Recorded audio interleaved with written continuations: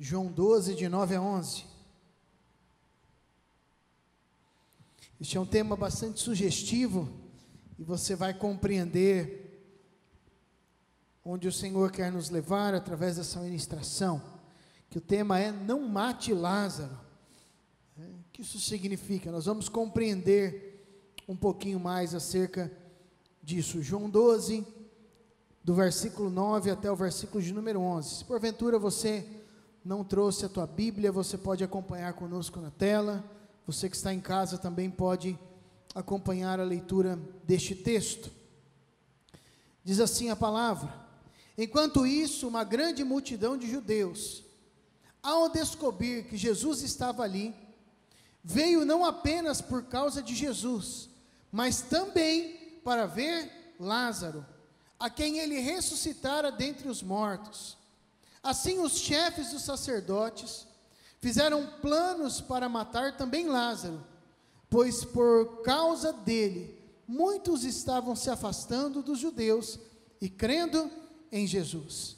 Eu vou ler novamente, verso 9. Enquanto isso, uma grande multidão de judeus, ao descobrir que Jesus estava ali, veio não apenas por causa de Jesus, mas também para ver Lázaro, a quem ele ressuscitara dos mortos. Assim, os chefes dos sacerdotes fizeram planos para matar também Lázaro, pois por causa dele, muitos estavam se afastando dos judeus e crendo em Jesus. Até aqui. Amados, olha que cena interessante. Olha que circunstância um tanto quanto curiosa. Quem diria que fazer o bem a uma pessoa traria perseguição sobre a vida de Jesus? Quem diria que ressuscitar um homem muito querido, os amados sabem já da história, Lázaro, Jesus tinha muita estima por ele, né? Quando Jesus ouve acerca da morte de Lázaro, tem um dos versículos mais curtos da Bíblia, onde simplesmente diz que Jesus chorou. Versículo 35 do capítulo número 11 diz que Jesus chorou. Um dos momentos onde nós vemos ali a própria humanidade de Cristo em demonstrar os seus sentimentos acerca de um amigo chamado Lázaro. Jesus ressuscita aquele homem, havia propósito, havia projeto. Nós vamos ver alguns textos aqui em que fica muito claro nisso. O próprio Jesus, quando chega a notícia de que ele havia morrido, Jesus ele fala, quando chega a notícia da enfermidade de Lázaro, Jesus ele diz, olha, fiquem tranquilos que essa enfermidade é para que a glória de Deus se manifeste. Mas nem por isso, quando ele recebe a notícia da morte, ele deixa de chorar, ele deixa de demonstrar os seus sentimentos. Mas o fato é, queridos, que essa benfeitoria, esse ato bondoso de Cristo, de operar um milagre na vida de Lázaro, gera sobre ele perseguição. O nosso texto diz que houve perseguição da parte dos chefes dos sacerdotes. E é interessante que nós podemos dividir aqui a religião judaica, no que diz aos seus líderes, aos seus chefes, em basicamente 4 grupos. O primeiro grupo que eu gostaria de elencar, eu já ministrei algumas vezes sobre eles, é um grupo mais conhecido e que hoje é utilizado quase como um xingamento gospel, né? Você acha que crente não xinga, né, queridos? Às vezes dá um xingamento gospel, né? Que é, por exemplo, chamar o outro de fariseu. Você é um fariseu, né? Isso significa como se a pessoa ela fosse uma pessoa que fala uma coisa, mas vive outra. Os fariseus, não todos, né, mas a grande maioria, o intuito deles era uma vida mais próxima do Senhor, mas o fato é que essa divisão, essa facção, este grupo dentro do judaísmo, procurava viver uma vida literal, segundo as Escrituras. Por exemplo, tem um texto do Antigo Testamento que fala que é para colocar a palavra de Deus na mente, para você guardar no braço. E o que eles fizeram? Eles construíram então seus filactérios. Então, existem fotos na internet, você pode procurar, nós já trouxemos aqui na igreja. Os filactérios eram tiras de couro, com uma caixinha que eles colocavam na testa, e dentro dessa caixinha a palavra, alguns textos do Antigo Testamento. E eles também amarravam nos braços, e até hoje é comum você encontrar lá em Israel alguns judeus da área dos fariseus que carregam isso. Então estão lá talvez diante do muro, fazendo as suas orações, e você vê uma tira de couro no braço e uma caixinha na testa. E é interessante que eles também, eles tentavam exemplificar ou mostrar exteriormente a sua prática. O fato é que Jesus sempre confrontava os fariseus. Por quê? Por causa da hipocrisia que eles viviam. Então eles mostravam exteriormente ter uma vida piedosa, mas na prática, no oculto, no coração deles, eles viviam uma vida diferente. Por isso que as pessoas identificam certas pessoas ou pessoas que vivem na hipocrisia e chamam eles de fariseus, né? E eles então externavam o sagrado como se vivessem numa prática profunda do evangelho, mas na atitude, na hora do vamos ver, eles não praticavam o evangelho. Falavam sobre viver o amor de Deus, mas eles desprezavam as viúvas, aqueles que estavam famintos, eles não ajudavam. Então eles falavam de viver o amor, mas não viviam na prática. Este era um dos grupos que estava querendo ali matar a Lázaro. Era um desses grupos que, ao invés de celebrar a cura daquele homem, queriam calar Lázaro. Note que o texto diz que eles foram juntos, mas não só para ver a Jesus. Tinham judeus que faziam parte da multidão do povo, que falaram, meu Deus, o que está acontecendo? Que é o que o texto diz, que se convertiam ao cristianismo, mas a liderança foi, e o projeto deles, inclusive dos fariseus, era assassinar a Lázaro. Eles não estavam preocupados em matar a Jesus, simplesmente num primeiro momento, mas eles queriam acabar com a raça de Lázaro, porque Lázaro significava muitas coisas. Um outro grupo que nós encontramos e que é muito pouco falado, era um grupo dos zelotes, né? Eram então homens que se identificavam como portadores da espada divina, da justiça. Então por aí você já começa a ver o quanto esses zelotes, eles também eram fundamentalistas. Eles se achavam então aqueles que trariam a justiça divina, né? E segundo eles mesmos, eles se achavam zelosos o suficiente para fazer a justiça social ou justiça pública. Eles se excluíam de qualquer relacionamento com outras pessoas, né? Mas não porque eles estavam preocupados com outras coisas, mas eles eram obcecados, né, por viver esse purismo extremo que eles declaravam. Eram detalhistas, preconceituosos, e eles projetavam construir uma teocracia na terra. E aqui eu quero abrir um parêntese. Nesses momentos que nós vivemos, queridos, muitas vezes nós temos visto cristãos se levantando, ou pseudo-cristãos, vamos colocar assim, achando que o fato de nós colocarmos determinado líder no poder, e esse líder se pronunciar da mesma crença ou do mesmo momento, que isso valida, querido, qualquer tipo de violência contra outrem. Já recebemos notícias nos morros de pessoas que se declaram ali os protetores da fé, e entrando em terreiros, em outras áreas, de pessoas que não professam a mesma fé, tacando fogo e destruindo. Qualquer extremismo religioso não faz parte de uma vivência do Evangelho. E certamente esses também estavam ali, querendo descer a espada em Lázaro, matá-lo, porque eles não achavam então que Lázaro e nem Jesus eram dignos de estarem vivendo aquela realidade.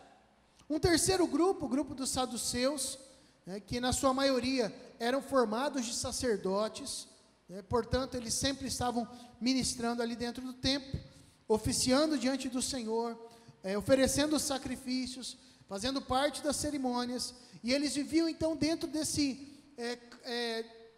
ambiente litúrgico.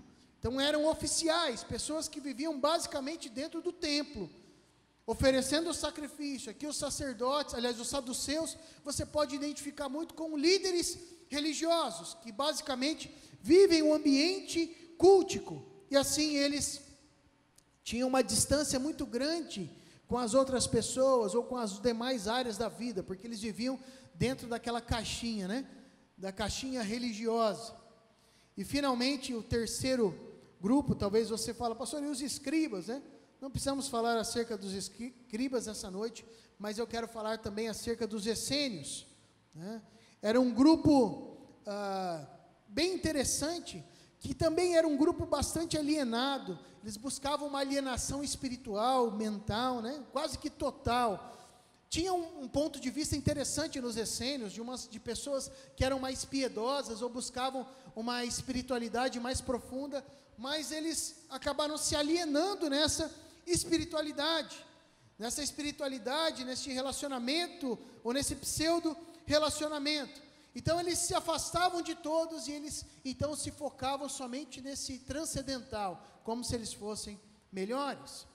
E são estes grupos, estes líderes, que se encontram ali diante de um milagre, diante da manifestação do poder de Deus, da manifestação da glória de Deus em Lázaro, que se encontram aqui tentando matar o milagre de Deus, matar a Lázaro.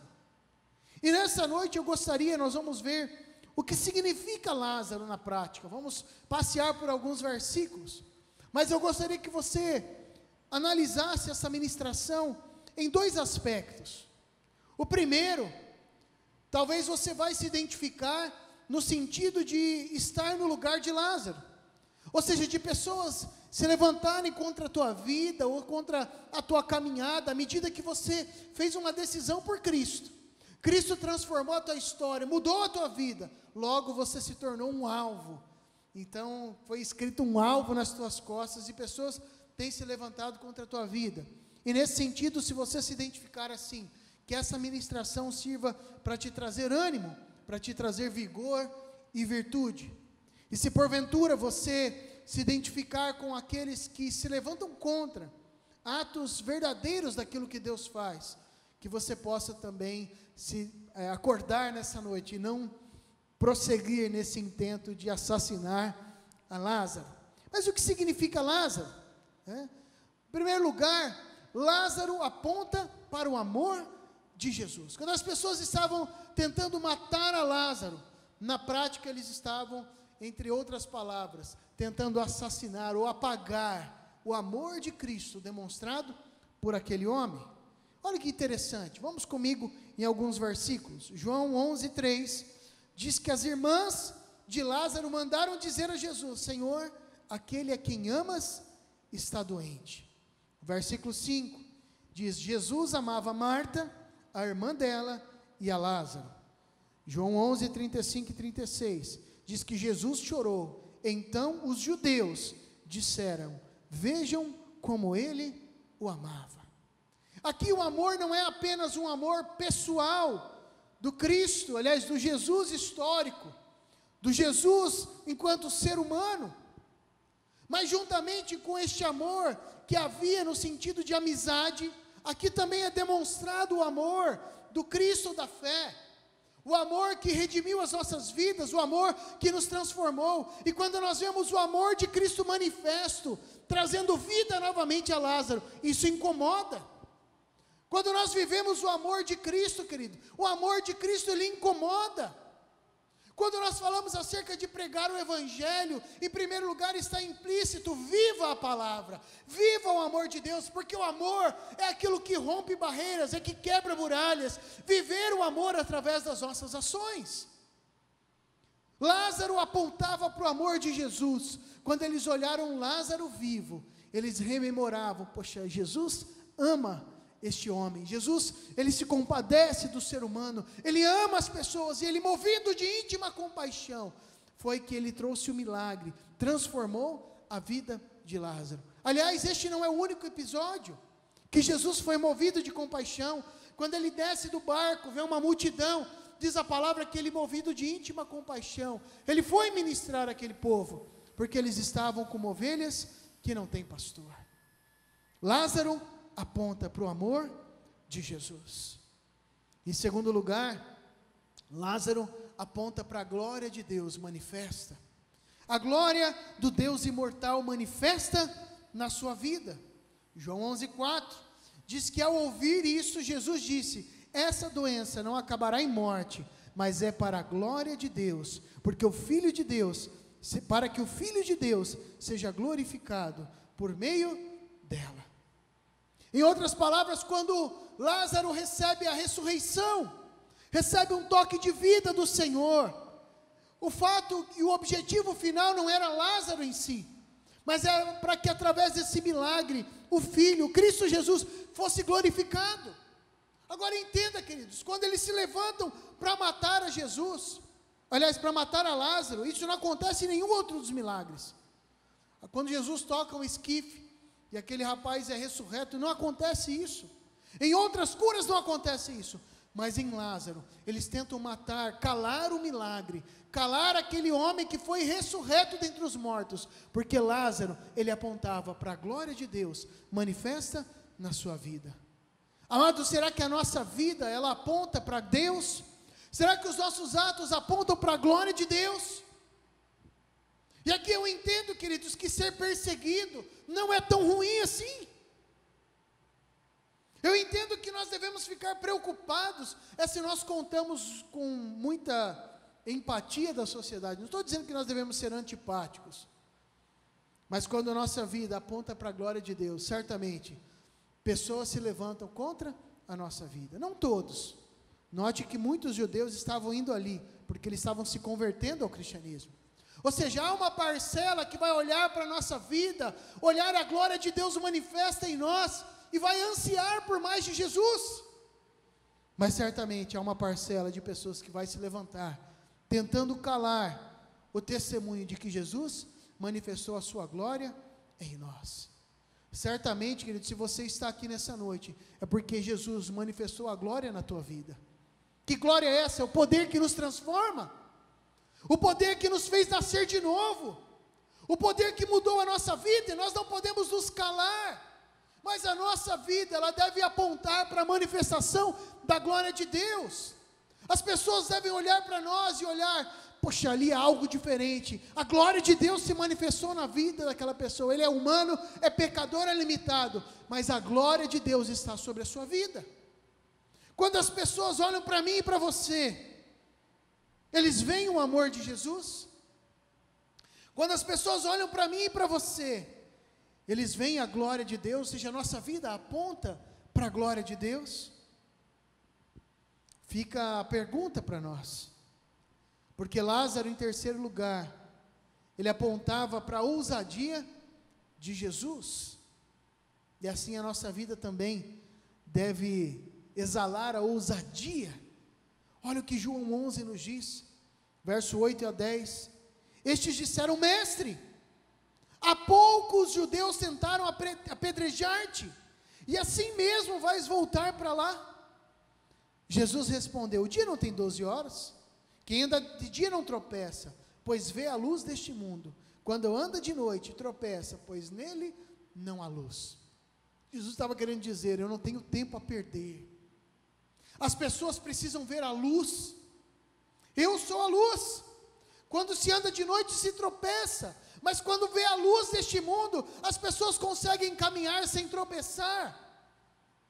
Ou seja, Jesus estava convicto de, apesar das perseguições ou das ameaças, ele precisava mostrar a luz àquelas pessoas que andavam em trevas. E o Lázaro ressurreto, ele apontava para essa ousadia, para este senso de urgência. E eu quero te dizer, meu irmão e minha irmã, que as nossas vidas precisam exalar essa urgência do Evangelho. Há pessoas que estão preocupadas com a vacina, dizendo que é a marca da besta. Misericórdia, querido. Vacina é vacina. Há pessoas que estão preocupadas, dizendo que o Covid é o final dos tempos. Querido, desde o dia que Jesus foi assunto aos céus, nós estamos vivendo nos últimos dias. Entenda de uma vez por todas as Escrituras, não fique tentando achar chifre em cabeça de cavalo. Quando Jesus ele foi assunto aos céus, nós entramos em uma nova era, a era dos últimos dias. Nós não sabemos quando vai ser, nem Jesus sabe quando é o dia que ele vai voltar. Já se passaram tantas epidemias, já se passaram tantas enfermidades, tantas coisas, tantos dizendo, as pessoas dizendo, esse é o anticristo, ou esse é aquilo, esse é aquilo. Anteontem estava vendo, tem um agora dizendo que, acho que em 2024, ou 2023, o mundo vai acabar. Queridos, quantas vezes nós já ouvimos, amados que são mais experientes de fé, e quantas vezes a gente já ouviu isso, né? Eu lembro que tinha gente que dizia, até 1000 chegarás, 2000 não passarás, e falava que era texto bíblico, né? Eu quero ver que Bíblia que está isso, só se for na dele, ele escreveu na parte em branco, né? colocou um texto novo. Passamos o ano 2000, estamos aqui. O fato é, queridos, que nós precisamos olhar para esses sinais. Talvez você crê, querido, que está acabando o tempo. Ok, o que você vai fazer com isso? Se está acabando genuinamente, se estamos nos últimos dias, e estamos, eu não sei se esses últimos dias vão durar 10, 20, 30, 50 anos. Talvez se o Senhor te chamar hoje, hoje era o teu último dia. Não devemos ficar com os nossos olhos fitos e preocupados com isso, se é a besta, se é a marca da besta, se não é. O que nós devemos nos mover é para a urgência de vivermos o reino de Deus e anunciarmos a luz deste mundo. Há muitas pessoas vivendo nas trevas, e Jesus mesmo, com ameaças de ser apedrejado, de morte, ele vai para aquele lugar, para manifestar a glória de Deus na vida de Lázaro, para anunciar a luz deste mundo, que era ele próprio. E assim nós devemos, queridos, nos mover para que pessoas possam conhecer a luz deste mundo. Muitos estão tropeçando nestes dias, porque não lhes foi anunciado o evangelho de libertação. Em quarto lugar, Lázaro aponta para a fé. João 12, versículo de número 10, diz o seguinte: assim os chefes dos sacerdotes fizeram planos para matar também Lázaro, pois por causa dele, muitos estavam se afastando dos judeus e crendo em Jesus. O testemunho de Lázaro, a vida de Lázaro apontava para a fé, e através dele muitos começaram a crer. João 11, 14 e 15, então lhes disse claramente: Lázaro morreu. Jesus disse para os discípulos: e para o bem de vocês estou contente, por não ter estado lá, para que vocês creiam, mas nós vamos até ele. Ou seja, o fato da revelação de Deus através de Cristo, a palavra de conhecimento, o dom do Espírito em Cristo Jesus, era para que aqueles discípulos crescem, para que os judeus crescem, ou seja, o milagre aponta para a fé. João 11, 22 a 26, diz o seguinte: mas sei que mesmo agora, Deus te dará tudo o que pedirdes. Disse Jesus então: o seu irmão vai ressuscitar. E Marta responde: eu sei que ele vai ressuscitar na ressurreição no último dia. Disse-lhe Jesus: eu sou a ressurreição e a vida. Ou seja, Marta, você não precisa ficar esperando os últimos dias. Eu tenho o poder da vida e da morte. Eu sou a ressurreição e a vida, disse Jesus. Aquele que crê em mim, ainda que morra, viverá. E quem vive e crê em mim, não morrerá eternamente. Você crê nisso? Sabe, amados, a nossa vida e o nosso relacionamento com Cristo, ele precisa ser um relacionamento de fé, mas esta vivência com Cristo precisa levar outras pessoas também a crer no Senhor. João 11, 40 a 42, disse-lhe Jesus: não lhe falei que se você cresce, veria a glória de Deus? Então eles tiraram a pedra. Jesus olhou para cima e disse: Pai, eu te agradeço porque me ouviste. Eu sabia que sempre me ouves, mas disse isso por causa do povo que está aqui, para que creia que tu me enviaste. E finalmente João 11, 45, muitos dos judeus que tinham ido visitar Maria, vendo o que Jesus fizera, creram nele. Sabe, amados, nós precisamos caminhar num ato de fé, viver uma vida de fé, de experiências com Cristo, e precisamos testemunhar daquilo que Jesus tem operado na nossa vida, não para orgulho próprio, mas para que aqueles que ouvem aquilo que o Senhor tem feito, possam crer. É isso que aconteceu. Lázaro apontava para a fé, para uma experiência transcendental com Cristo. Lázaro apontava para um milagre executado por Cristo, e por causa dele, muitos creram. Assim a nossa vida, querido, deve servir de inspiração, para que outros também creiam, para que outras pessoas também cheguem ao conhecimento pleno acerca de Jesus. Em quinto lugar, Lázaro aponta para o tirai a pedra, entre aspas. João 11, 39, Jesus diz: tirai a pedra. Disse Marta, irmã do morto: Senhor, já cheira mal, pois já faz 4 dias. Quando nós falamos de tirar a pedra, nós falamos de um ato de fé, mas nós falamos de remover empecilhos da nossa vida. Eu fico imaginando as pessoas ouvindo acerca daquilo. Olha, Jesus mandou tirar a pedra, imagina, todo mundo se assustando. Nós não temos esse conhecimento, essa vivência, porque nós não temos o costume de mexer nos túmulos, né?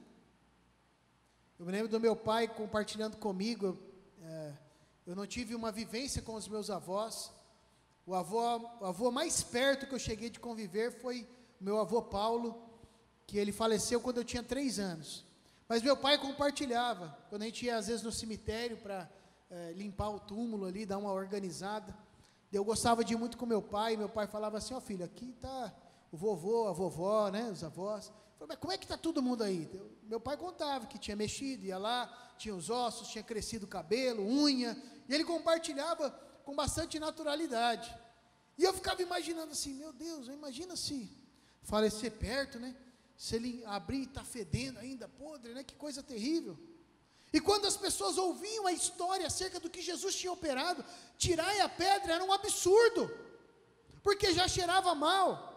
Agora, quantas áreas da nossa vida, meu irmão, minha irmã, quando nós falamos de mexer, parece um absurdo. Quando falamos de perdoar, aquilo que humanamente é imperdoável parece um absurdo. Talvez é uma pedra que precisa ser tirada nessa noite. Quando falamos de confessar pecados conjugais, parece um absurdo. Jamais, pastor, que eu vou contar isso para minha esposa. Se eu contar isso, meu casamento vai ser destruído. Eu quero te dizer, querido, que se você já vive em prostituição, em traição, teu casamento já está destruído. E você precisa urgentemente tirar a pedra para que Jesus possa restaurar a tua família. Talvez você, minha irmã, pastor, eu não posso contar que eu estava de conversa, Pode sim. Mas é um absurdo, pastor, já cheira mal. De repente, essa noite é noite de tirar a pedra. A nossa vida, ela precisa apontar para o tirar a pedra. Isso significa, queridos, uma vida de arrependimento, de mudança, de mexer naquilo que está fedendo, mas para que haja recuperação, para que haja restauração, para que o poder da ressurreição se manifeste em nós. Talvez o tirar a pedra para você nessa noite significa o arrependimento.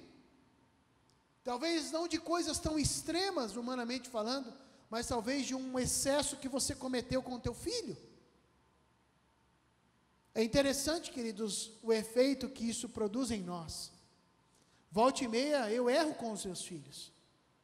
E quando eu erro, a primeira sensação que me dá é uma sensação do orgulho, onde diz, mas eu fiz isso porque ele fez aquilo. Ele também mereceu. Mas aí o Espírito começa a trabalhar e dizer no meu coração, peça perdão para o teu filho. Peça perdão pela tua filha, por esse excesso que você cometeu. E quando eu te falo excesso, querido, fica tranquilo, tá? Nunca espanquei meus filhos, nunca fiz nada de excesso. Mas às vezes o excesso não é chamado de atenção. Às vezes eu vi uma situação acontecendo e eu achei que era culpa de um deles, e não era. Né? E de repente a gente chega na mesma altura dos nossos filhos e diz, filho, me perdoe. E ele diz, pai, tranquilo, não tem problema não. Mas quando eu olho para isso, eu me humilhando diante dos meus filhos, ou pedindo perdão para minha esposa por uma palavra mais ríspida, ou para um irmão, um próximo, eu vejo que as pessoas só vão aprender e entender a nossa caminhada de fé, quando nós começarmos a tirar as pedras, publicamente também. Quando nós não temos medo de tirar as pedras daquilo que está morto, ou daquilo que está fedendo, para que haja conserto, para que o poder da ressurreição se manifeste em nós. Lázaro aponta justamente para isso. Quais são as áreas da nossa vida que talvez nessa noite pedras precisam ser arrancadas? Talvez há filhos aqui que precisam tirar as pedras para os seus pais. Nós nessa caminhada ministerial, já estamos aí há 14, quase 15 anos de ministério, depois de formado. Muitos filhos já nos procuraram, com afirmações de deixar o cabelo em pé. Mas quando a gente conversava com os pais, meu filho é um santo. E muitas vezes nós tivemos que ministrar, meu querido, você precisa tirar algumas pedras diante dos seus pais, para que haja cura, para que haja libertação na tua vida. Eu não sei quais são as pedras que precisam ser tiradas nessa noite. Mas eu quero te desafiar, mesmo que cheire mal, mesmo que já faça 4 dias, ou muito mais do que 4 dias, eu quero te encorajar a tirar a pedra, e deixar o poder da ressurreição agir na tua vida. Em sexto e último lugar, e nós vamos terminar e ir orar, eu quero convidar já o Lucas para vir chegando aqui, juntamente com ele o Ministério de Música. Nós vamos estar declarando essa última canção. Lázaro, ele aponta para a libertação das ataduras da religião. João 11, 43 e 44 diz que depois de dizer isso, Jesus bradou em alta voz: Lázaro, venha para fora. O morto saiu com as mãos e os pés atados com faixas de linho, e o rosto envolto em pano. E disse-lhes Jesus: tirem as faixas dele e deixem-no ir. Note, queridos, que tradicionalmente os defuntos eram enterrados dessa forma. Mas é interessante que os olhos fala a respeito da capacidade de enxergar, né? Mãos e pés de se mover e de agir. E fazendo uma análise aqui teológica, algo muito interessante o Senhor fala ao meu coração aqui. A religiosidade, ela se constitui em faixas ou escamas dos nossos olhos, que nos impedem de enxergar com os olhos do Senhor. A religiosidade nos trava, nos impede de nos mover, de caminhar na direção certa, de agir da maneira correta. Note neste texto, os religiosos estavam pensando em matar um homem, pelo simples fato de Jesus ter operado um milagre nas suas vidas. Que absurdo!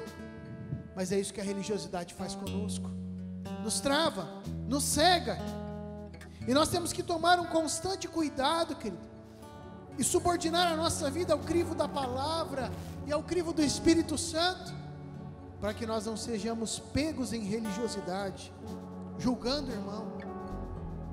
Podemos julgar sim ações, mas julgando quem é salvo, quem não é, julgando o que está correto ou deixa de estar correto. Podemos analisar segundo a palavra, mas o mandamento que o Senhor nos deu não é julguem. O Senhor diz: ame. Quem tem o papel de juiz é o Senhor. Isso não nos impede, querido, de exortar uns aos outros segundo a palavra. Podemos fazer isso, mas essa noite, quando eu olho para Lázaro, eu vejo alguém que exalava a libertação que a religiosidade trazia sobre a sua vida. Antes de conhecer a Cristo, certamente ele estava também atado, como esses religiosos estavam, como esses outros irmãos que ouviam Cristo e viram Lázaro, se convertiam a Cristo e eram livres das ataduras da religião. Nessa noite, o Senhor também, se estivermos aprisionados, quer nos libertar, para que a nossa vida seja de uma vez por todas um altar de adoração. Se coloque em pé na presença do Senhor.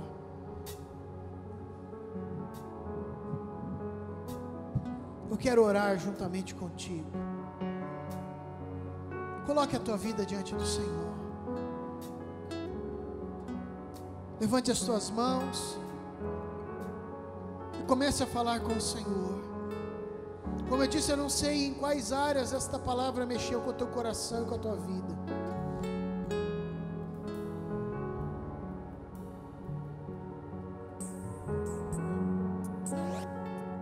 Mas em qualquer que seja, presente a tua vida, o teu coração diante do Senhor. E comece a falar com o Espírito Santo de Deus. Talvez essa palavra vai desencadear algumas atitudes práticas nesses próximos dias. Não tenha medo. Se precisar de ajuda, conte conosco. Vamos sentar, conversar. Vamos juntos. Se for atitudes que você mesmo já pode traçar, vamos juntos. Mas o que você não pode fazer, querido, é permanecer da mesma forma. Essa canção que nós declaramos antes da palavra, diz: seja o altar de adoração. Na antiga aliança, o sacrifício era de um animal. E o próprio salmista já chega à conclusão que o que agrada ao Senhor não são sacrifícios de animais, mas um coração contrito e quebrantado. Este coração o Senhor não despreza. Hoje não precisamos sacrificar animais, não precisamos e nem devemos fazer dessa forma, mas o que nós precisamos e devemos fazer é que a nossa vida seja um altar de adoração. O nosso coração, as nossas ações, o nosso viver diário possa ser um altar de adoração na presença do Senhor. A intimidade do Senhor é para aqueles que o buscam.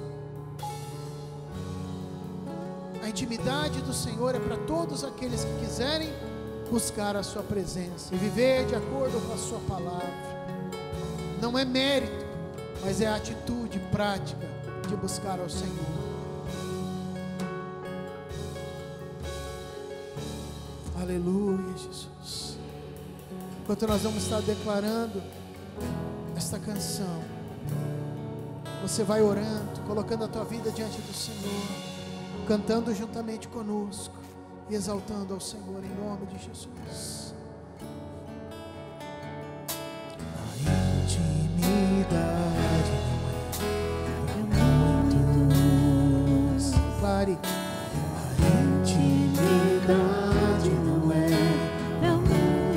muitos, mas o que busca o Senhor.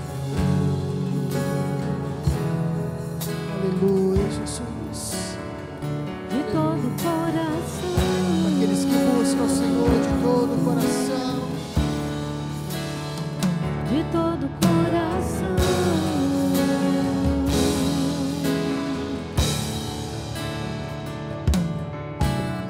seja um lugar de adoração. minha tua vida seja este lugar. Levante o altar, se ofereça. Se ofereça ao Senhor, queridos. Seja Cada um dos membros do teu corpo lugar de oferecidos adoração. em santificação. Levante o altar e se ofereça a um lugar onde eu quero estar.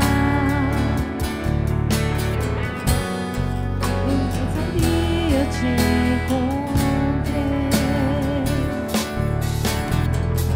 neste lugar de adoração que é só pra ti. Sacrifícios já ofereci. Eu sou um lugar de adoração. Levanto meu altar e me ofereço. Se ofereça ao Senhor. Eu sou um lugar de adoração. Levanto meu altar e me ofereço. O fogo arderá e não se apagará, pois o altar é santo. Fogo arderá e não se apagará, pois o altar é santo. O fogo arderá e não se apagará, pois o altar é santo.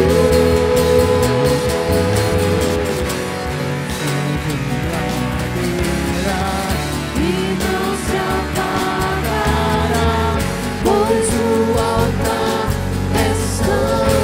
Seja um lugar, Seja um lugar de adoração.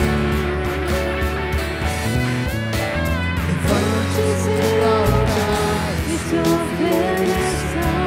seja um altar. Seja um altar de adoração. Levante Levante seu altar e se ofereça. fogo arde sobre a tua vida.